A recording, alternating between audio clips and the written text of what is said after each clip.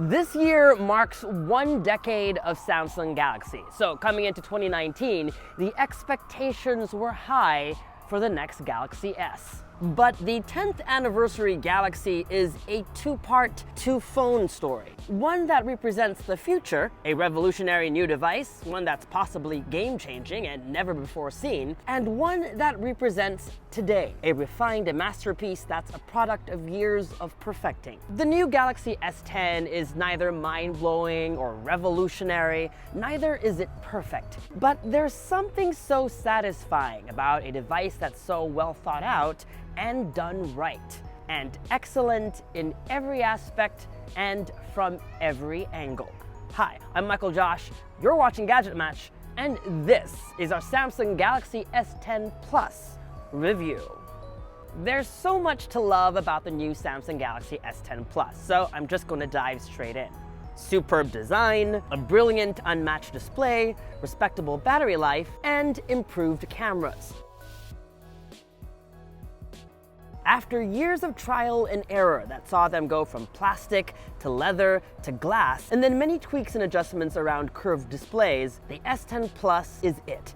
This is the moment that all these years have led up to, and it's glorious. It's a perfect mashup between the Galaxy S9 and the Note 9, and I love it. The design ID is still clearly Samsung. Curved displays, rounded corners. I can't quite put a finger on it. Maybe it's because the trim around the phone is more rounded and not as sharp. But whatever these changes are, there's something about the design of the Galaxy S10 Plus that makes me want to keep on picking it up, which for me is an indicator of good design. Of course, the other big change is up front. After avoiding the notch trend completely for a good 2 years, Samsung's finally embraced the all-screen display, laser cutting a hole or two on the S10 Plus for the selfie cameras. The industry calls it a hole punch. Samsung calls it Infinity O. After much deliberation, I think I like this better than the notch. When watching videos, I don't mind it as much, maybe because it's tucked away in one corner instead of in the middle. YouTube videos are usually 16:9, so they'll have thick black bars on both sides, but you can punch out to fill the screen with a tiny crop. Apps like Netflix will refuse to fill beyond the area where the hole punch is. Some games, like Need for Speed No Limits, will fill the screen as well. If it's really not your cup of tea, you can go into settings and tick hide front camera. Samsung's default wallpapers are purposely darker in the upper right-hand corner to hide the hole punch, but I say embrace it, and have been rocking an assortment of cheeky wallpapers that really tell you where it is. If you want to download any of these, we'll put a link to the GadgetMatch.com article in the description box below. Samsung also has an embrace the cutout selection of S10 wallpapers you can buy from the Galaxy theme store.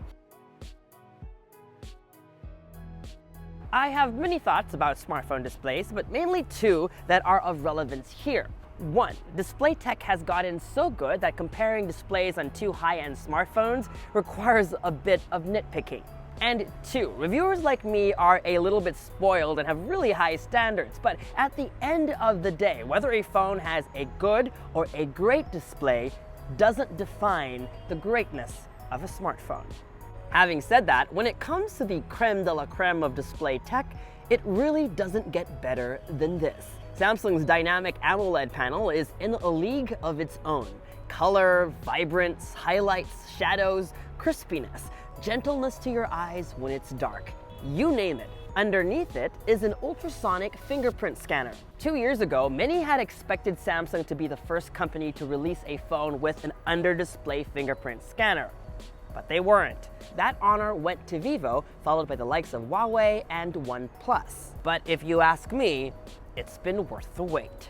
The S10's in-display fingerprint scanner is powered by Qualcomm's 3D Sonic technology. That's a step up from the optical scanners used in other products.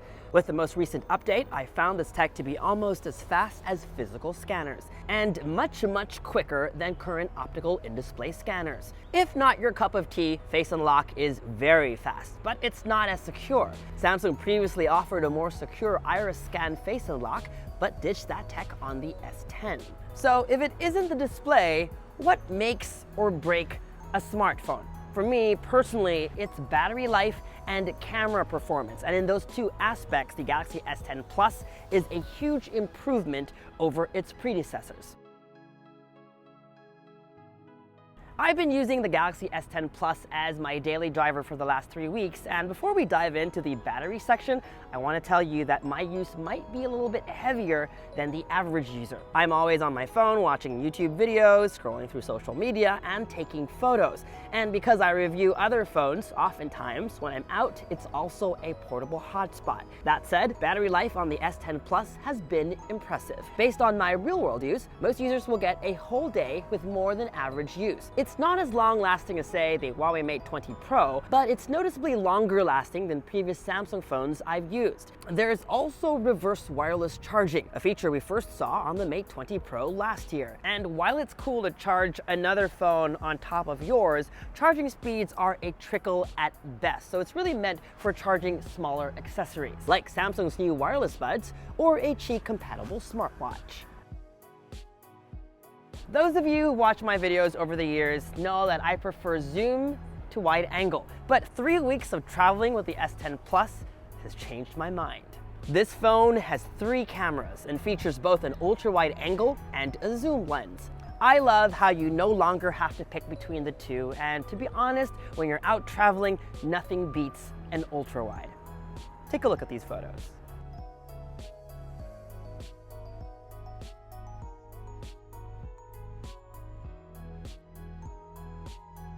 Whether you're shooting outdoors or indoors, the S10 Plus shoots beautiful photos. But it isn't the low-light champ it used to be. There's a new AI-based scene optimizer that can adjust settings based on what it thinks is best for a shot. I leave it off because the phone does a good job without it.